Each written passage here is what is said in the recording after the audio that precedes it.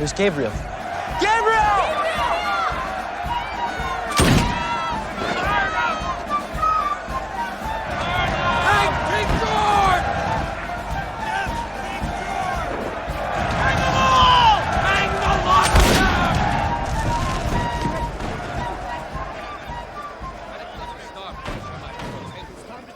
My name is Peter Howard.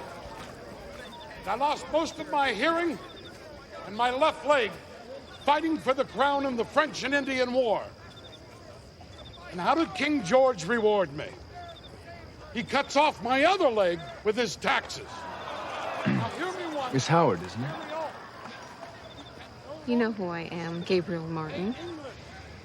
The last time you saw me, I was 11, and you put ink in my tea. Oh, I believe that was one of my younger brothers, perhaps Samuel or Nathan. It was you, and it turned my teeth black for a month. And we must do it now and send a message to King George he will never forget. Our first order of business. And our last, if we vote a levy. Order. Mr. Sims, you do not have the floor. Our first order of business will be an address by Colonel Harry Burwell of the Continental Army. Colonel Burwell. You all know why I'm here. I'm not an orator, and I would not try to convince you of the worthiness of our cause. I'm a soldier, and we are at war. From Philadelphia, we expect a declaration of independence. 8 of the 13 colonies have levied money in support of a continental army. I ask that South Carolina be the 9th. Massachusetts and Virginia may be at war, but South Carolina is not. Hear, hear. This is not a war for the independence of 1 or 2 colonies, but for the independence of 1 nation. And, yes, what nation is that? An American nation. There is no such nation, and to speak of one is treason. We are citizens of an American nation, and our rights are being threatened by a tyrant 3,000 miles away. Would you tell me, please, Mr. Howard, why should I trade 1 tyrant 3,000 miles away for 3,000 tyrants 1 mile away?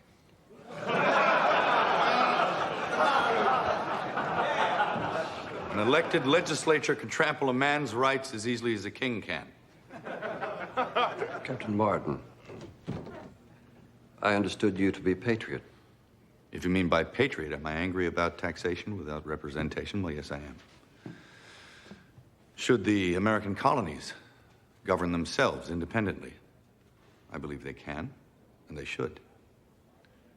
But if you're asking me, am I willing to go to war with England? Well, then the answer is most definitely no.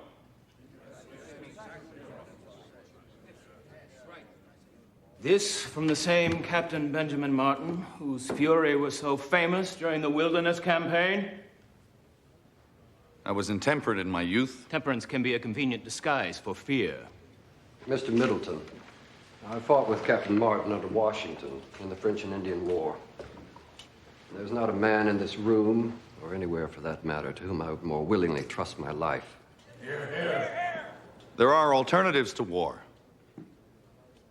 We take our case before the king. We plead with him. Yes, we've tried that. Well, then we try again and again, if necessary, to avoid a war. Benjamin, I was at Bunker Hill. The British advanced 3 times, and we killed over 700 of them at point-blank range, and still they took the ground. That is the measure of their resolve. If your principles dictate independence, then war is the only way. It has come to that. I have 7 children. My wife is dead. Now, who's to care for them if I go to war? Wars are not fought only by childless men. Granted. But mark my words. This war will be fought not on the frontier or on some distant battlefield, but amongst us, among our homes. Our children will learn of it with their own eyes. And the innocent will die with the rest of us. I will not fight. And because I will not fight, I will not cast a vote that will send others to fight in my stead. And your principles. I'm a parent. I haven't got the luxury of principles.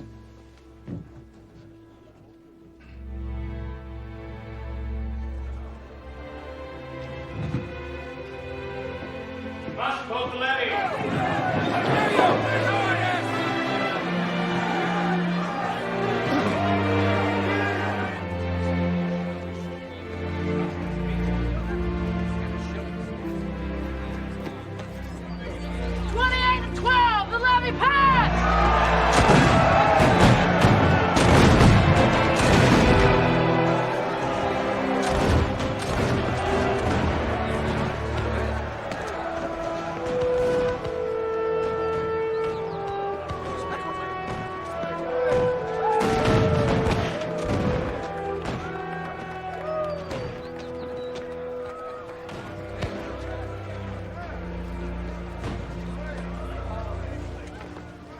Do you intend to enlist without my permission?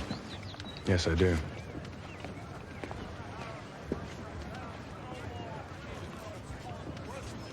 Father, I thought you were a man of principle.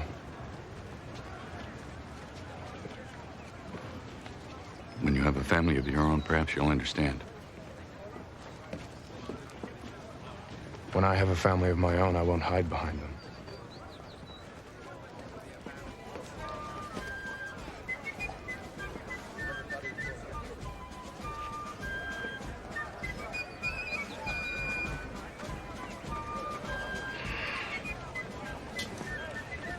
He's as imprudent as his father was at his age.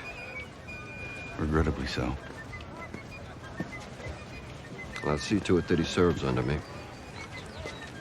Make him a clerk or quartermaster, something of that sort. Good luck.